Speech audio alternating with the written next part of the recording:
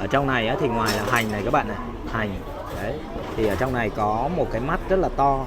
Con cá ngừ này thường thường là ở đây sẽ khoảng tầm 40 đến 50 kg.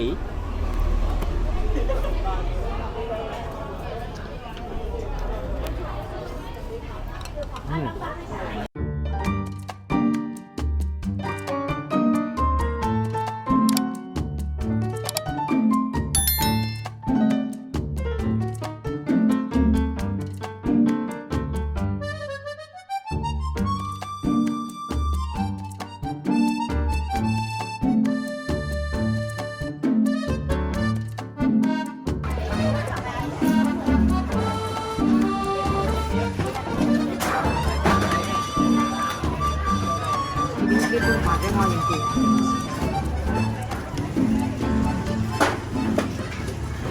Chào tất cả các bạn nhé, và ngày hôm nay thì mình đang có mặt tại Tuy Hòa, Phú Yên. Và hiện tại thì mình đang thưởng thức một cái món gọi là quốc hồn quốc túy, một cái món đặc sản đặc trưng của cái mảnh đất Phú Yên. Cái món này thì trước đây thì khi chế biến thì các đầu bếp thường không có dùng và dục đi. Tuy nhiên sau khi mà thưởng thức thử, luộc lên thử thì người ta cảm giác là nó rất là ngon và đã tạo nên một cái món đặc sản, đó chính là mắt cá ngừ Phú Yên. Đây là một cái quán mắt cá ngừ nổi tiếng bậc nhất Phú Yên. Ở đây thì ngoài mắt cá ngừ này là 50.000 một cái thố. Ngoài ra thì còn có những cái món khác như là cá ngừ đại dương mù tạt. Ở đây là cái thịt cá ngừ á. Cái thịt cá ngừ này ăn với lại lá cải, và chấm với lại mù tạt. Ngoài ra thì cũng có rất là nhiều món khác. Tuy nhiên thì mình đến đây thì mình chủ yếu là mình ăn cái mắt cá ngừ, bởi cái quán này rất là nổi tiếng. Rồi, đây là một cái thố mắt cá ngừ đại dương nha các bạn. Và hiện tại thì mình đang ở cái quán Bà Tám, một cái quán cũng rất là ngon, được rất là nổi tiếng tại cái mảnh đất này. Xem được coi. Ở trong này á, thì ngoài là hành này các bạn này, hành đấy, thì ở trong này có một cái mắt rất là to. Đây là cái tròng mắt này. Đó, tròng mắt này. Rồi bây giờ mình sẽ thưởng thức nhiều cái loại rau. Trong đây có rau cải này, rau tía tô này, và nước mắm thì ở đây người ta cũng đơn giản thôi. Đây là nước mắm trong với lại ớt, cũng không có gì là quá là cầu kỳ. Đây là cái bên trong này các bạn, con mắt cá ngừ. Bây giờ mình sẽ thử nhá. Ở trong này rất là béo.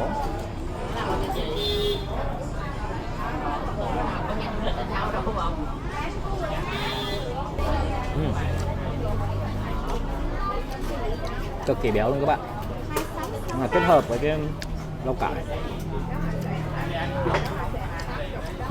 béo của mắt cá. Rau cải nó có một cái gì đấy nó hăng nữa, nó rất là cay nữa, cộng với cái vị béo này. Cái món này còn có một cái tên gọi rất là mỹ miều khác, đó chính là món đèn pha đại dương. Và bên trong này rất là to các bạn ạ, rất là to, nhiều lắm. Các bạn nhìn này, ở trong nó rất là nhiều cái thịt cá nhá. Bình thường cái mắt con cá bình thường, và con cá mập này, con cá ngừ này thường thường là ở đây sẽ khoảng tầm 40 đến 50 kg.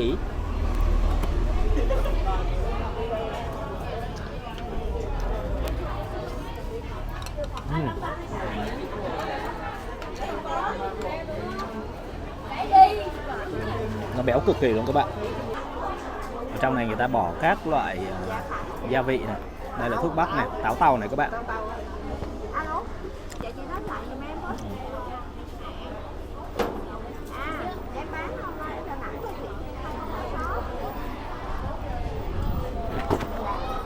Cảm giác bỏ thêm những cái vị thuốc bắc này vào, nhưng người ta bỏ không nhiều, cảm giác nó rất là thơm, cực kỳ là bổ.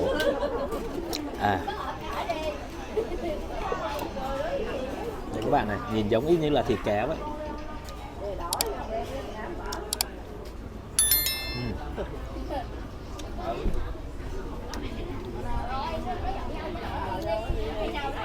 Con cá ngừ này thường là khoảng tầm 30 đến 50 kg. Tuy nhiên thì ở Việt Nam mình lâu lâu câu được những con cá ngừ khoảng vài trăm kg, hơn 200 hoặc là trên 300 kg một con cá ngừ. Và Phú Yên và là một trong những cái tỉnh mà đánh bắt cá ngừ nhiều nhất Việt Nam, nhiều nhất là Bình Định nhé các bạn, nhiều nhất là tỉnh Bình Định ở cái cảng cá Tam Quan á. Ở ngoài đấy thì có những cái đội tàu, và mình đi ra ngoài Tam Quan mình thấy ở ngoài đấy có những cái làng người ta rất là phát triển về cái nghề câu cá ngừ đại dương. Và thậm chí là mình ra những cái làng ngoài đấy nó có giống như kiểu là làng tỷ phú á, làm ăn nên làm ra nhờ cái món cá ngừ đại dương này.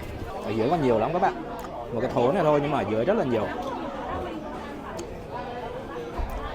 Cái phần phía dưới nhìn giống như là kiểu là giống như là thịt cá vậy á, giống là thịt heo hơn là cái mắt cá. Wow, các bạn nhìn này, rất là béo. Và ở đây hiện tại thì một cái thố như thế này thì được bán là 50.000 một thố. Nhưng mà những cái món này nó rất là tanh. Mình thấy ví dụ giả sử như cái món này nếu như mà cay thêm một chút nữa thì sẽ hợp khẩu vị hơn.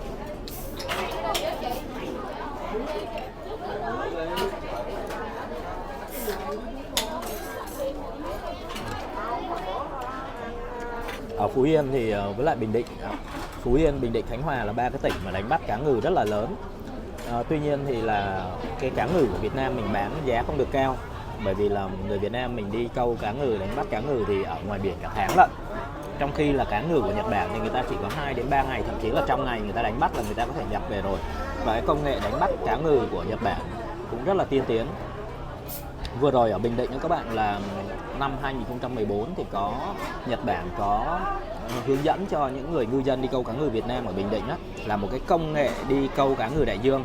Theo đó thì sẽ áp dụng thêm một cái nguồn điện nữa, khi câu vào thì truyền điện xuống dưới làm cho con cá ngừ bị tê, và sau đó là kéo con cá ngừ lên thì nhanh hơn rất là nhiều. Và cùng theo đó là khi mà con cá ngừ kéo lên thì nó không có giãy giụa, cho nên là cái thịt của con cá ngừ đó sẽ đạt cái chất lượng để xuất khẩu sang Nhật để làm cái món sashimi. Thì cái đấy là cái giá cao hơn là khoảng tầm 7 lần cho đến 10 lần. Mặc dù là cái mắt này nó rất là béo, tuy nhiên thì mình ăn mình cảm giác không bị ngán một chút nào cả. Ở trong, phía trong nó sẽ có cái viên bi ở trong mắt này các bạn, nó to bằng đúng một cái viên bi bình thường luôn.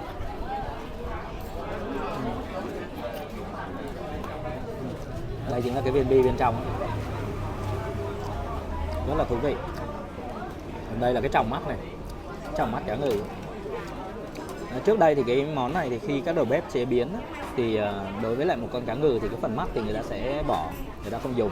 Tuy nhiên sau đấy thì mình cũng nghe một câu chuyện, đó chính là có một cái người đầu bếp luộc thử cái mắt cá ngừ này lên và thấy nó rất là béo, thêm một chút các gia vị và cũng như là ớt rồi muối, mắm rồi cũng như là tiêu, và ăn kèm với rau thì cảm giác rất là ngon.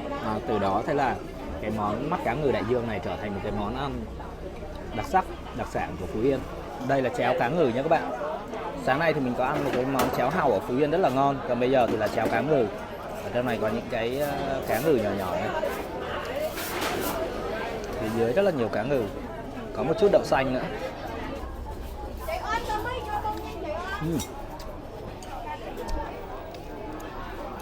Cháo thơm lắm các bạn ạ.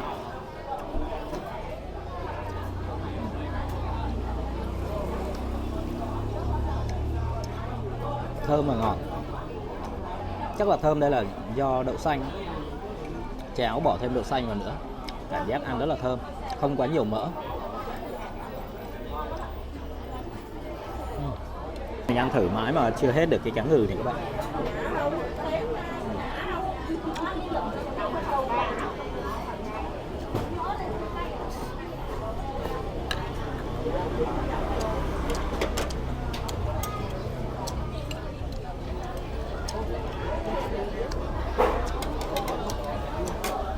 Món này ngoài cái nước nó hơi mặn một chút thôi, còn lại là tuyệt vời.